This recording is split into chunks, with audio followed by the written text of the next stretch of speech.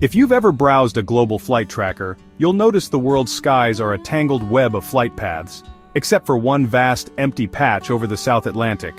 Why do planes avoid this lonely stretch? Let's find out. The South Atlantic. Its emptiness is its defining feature, a vast expanse of water stretching seemingly without end. It's a place where the horizon dominates, and the sky meets the sea in an unbroken line. This immense void presents unique challenges and considerations for those who dare to traverse it by air. Between the coastlines of South America and the western shores of Africa lies this formidable body of water.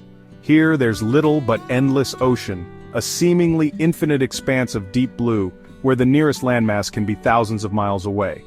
This isolation sets it apart from other major oceanic routes, unlike the North Atlantic, which is generously dotted with islands like Iceland, offering potential havens and refueling points, and the Azores providing crucial stepping stones across the ocean. The South Atlantic offers almost no land for emergency landings. This scarcity of land creates a significant hurdle for long-distance air travel. The implications for flight planning and safety are profound. Tiny islands like the volcanic outpost of Tristan da Cunha and the remote Ascension Island do exist, breaking the monotony of the waves. But they're incredibly isolated, specks in a vast ocean, and often far out of reach for aircraft facing emergencies. Their remoteness diminishes their practical value as reliable diversion points. For pilots, this stark reality means agonizingly few options if something goes wrong mid-flight. The margin for error shrinks dramatically. In most well-traveled regions, airports are situated within a reasonable distance of one another, providing a network of potential landing sites. But here, reasonable stretches to daunting extremes, where the distances between viable landing strips can be measured in thousands of miles. Airlines meticulously plan their routes with multiple contingencies in mind, always carefully considering potential diversion airports in case of unforeseen circumstances. In the South Atlantic, however, those options are so incredibly sparse that flight planning becomes a high-stakes game of calculated risk. The inherent risk becomes a major deterrent, influencing route selection and operational decisions. Even with a functional runway on Ascension Island, offering a potential haven, if you're hundreds of miles away, battling a mechanical issue or facing a medical emergency, it's often simply too far to be of any practical help. The sheer scale of the South Atlantic means that you're often operating far beyond the reach of immediate assistance. This profound lack of a readily available safety net understandably makes airlines think twice, and often 3 or 4 times, about committing to routes that traverse the heart of the South Atlantic. It's not a matter of superstition or unfounded fear, it's a pragmatic exercise in responsible risk management, grounded in the realities of aviation safety. When the very real possibility of having nowhere to go becomes the defining characteristic of a route. Most airlines, prioritizing the safety and well-being of their passengers and crew, will simply choose to go elsewhere, opting for routes with more readily available emergency landing options. ETOPS, a term that might sound like aviation jargon, but it represents a critical aspect of modern air travel safety. Extended Range Twin-Engine Operational Performance Standards, a rather lengthy title, isn't it? In essence, ETOPS are the rules and regulations that govern how far a twin-engine aircraft can fly from the nearest suitable airport. These standards are meticulously crafted and constantly reviewed by aviation authorities like the FAA and EASA. It dictates the maximum diversion time, meaning how long a twin-engine plane can fly on a single engine to reach the nearest airport in case of an emergency. This is especially important for long over-water flights. Modern jets are incredibly reliable machines thanks to advancements in engineering and rigorous maintenance schedules. And as a result of this reliability, ETOPS ratings have steadily increased over the years, reflecting the confidence in these aircraft. This increase in ratings is significant, allowing flights to venture further out, sometimes up to 3 or more hours of single-engine flying time from a designated diversion airport. These diversion airports are strategically located to provide a safe haven in case of unforeseen circumstances. But even with these high ETOPS ratings, pushing the boundaries of what's possible, the sheer vastness of the South Atlantic presents a unique challenge. Its immense size means that huge areas remain beyond the reach of current ETOPS regulations. The problem is simple: there just aren't enough suitable airports strategically positioned to satisfy the stringent safety rules required for long-distance over-water flights. Therefore, airlines must meticulously plan their routes, ensuring they remain within the prescribed ETOPS limits. This involves careful calculations and considerations of potential diversion airports. This often results in flights hugging coastlines, adding extra miles to the journey, or taking longer, more circuitous paths to their final destination. The result of all these factors? The most direct, Great Circle route across the South Atlantic, the shortest distance between 2 points, is frequently off-limits to commercial airliners. While modern technology and aircraft capabilities certainly allow for the possibility of crossing these vast stretches of ocean, stringent regulations, and a healthy dose of common sense, dictate that most flights steer clear of the emptiest, most remote stretches of the South Atlantic. Ultimately, safety always takes precedence over convenience, ensuring the well-being of passengers and crew. When we look at a globe, a perfect miniature of our planet, we can begin to understand the complexities of long-distance navigation. It's easy to visualize routes and distances in their true spherical form. The shortest path between two cities, when visualized on a globe, is what we call a Great Circle route. This path represents the minimum distance along the Earth's curved surface. However, this Great Circle route appears as a curve, not a straight line, when projected onto a flat map. The distortion inherent in flattening a sphere makes straight lines misleading for long-distance navigation. When planning flights between many city pairs, airlines consider these Great Circle routes to minimize fuel consumption and travel time. Interestingly, the Great Circle route, despite being the shortest distance, doesn't always take you directly over what might seem like the most obvious path. In particular, for many routes it doesn't actually cross the heart of the South Atlantic. Take for example flights traversing continents and oceans. Flights originating in South America and heading towards Africa, or even those making their way to Australia, will often exhibit a noticeable curve, veering either north or south of a direct east-west line. This curvature is a direct result of following the Great Circle route, efficiently skirting the emptiest parts of the ocean.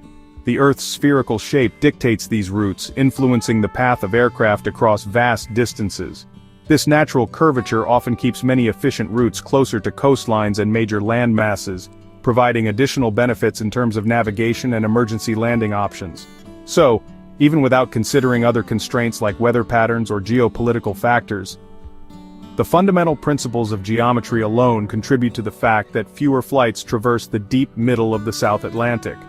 It's not always a conscious decision to avoid this area. Pilots aren't necessarily thinking about some inherent danger. It's simply a consequence of the way the planet is shaped and how we navigate across its surface. The most efficient path, dictated by the Great Circle route, often aligns with the safest and most practical path. It tends to coincide with the most well-supported route, offering access to navigational aids, communication infrastructure, and potential emergency landing sites. Ultimately, geography and geometry work in harmony to keep the skies over this particular region relatively empty. Sometimes the shortest route on a map isn't the straightest line you can draw, nor is it necessarily the riskiest path to undertake. It's about finding the optimal balance between distance, safety, and practicality. The South Atlantic is notorious for unpredictable, sometimes severe weather. Fewer weather stations and ships mean less real-time data, making forecasts less precise. Pilots prefer stable, predictable weather, but this region offers anything but. Sudden storms or turbulence can force long, costly detours, especially risky when diversion options are limited. The roaring 40s and volatile air masses add to the challenge. Modern planes can handle rough weather, but airlines avoid unnecessary risks and discomfort. When given a choice, airlines pick routes with better weather data and more flexibility. The South Atlantic's wild skies are another reason it's left mostly undisturbed. Fuel is an airline's biggest cost, and every extra kilogram burns more fuel. Crossing the South Atlantic means carrying extra fuel for emergencies, adding weight and increasing consumption. This fuel burn penalty makes direct routes less economical. Sometimes a longer route with more diversion options is actually cheaper overall. Airlines calculate not just distance but the cost of carrying contingency fuel. If a route requires tanking up for hours of potential diversions, it's often not worth it. Economics push airlines toward routes with more support, even if they're longer. The bottom line? Empty skies are expensive skies.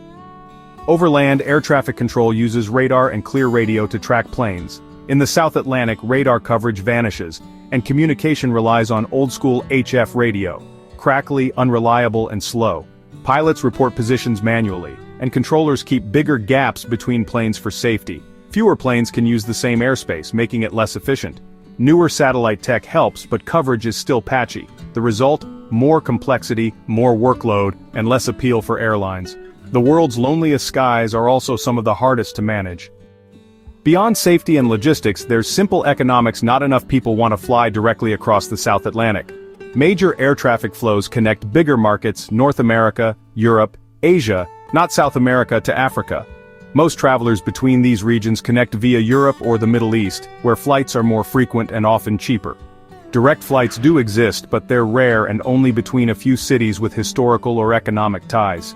Without strong demand, airlines can't justify the cost and risk of new routes. Empty skies often mean empty seats.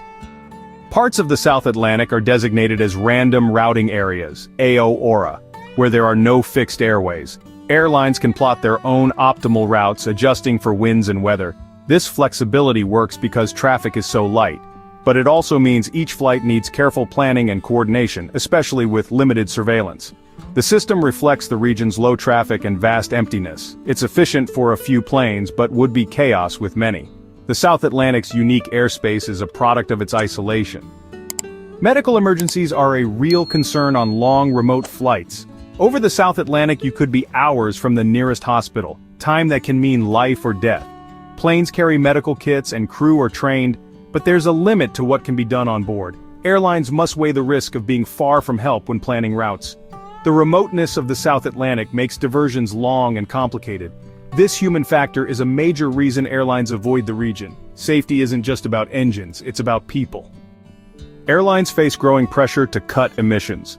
Carrying extra fuel for South Atlantic crossings means burning more, increasing the carbon footprint. Sometimes a longer route with less contingency fuel is actually greener. Environmental and economic efficiency often go hand in hand. Airlines now factor in emissions when planning routes. The South Atlantic's inefficiency makes it less attractive in a world striving for greener travel. The planet, and the bottom line, both prefer established, supported corridors. The South Atlantic's empty skies aren't a mystery, they're the result of geography, safety, economics, weather demand, and environmental concerns. Airlines and pilots are practical, not superstitious. If there were a compelling reason to fill these skies, they'd find a way. For now, the South Atlantic remains one of aviation's loneliest places. If you ever cross it, pack a good book and maybe a volleyball, just in case. You probably won't need it, but it's a story worth telling.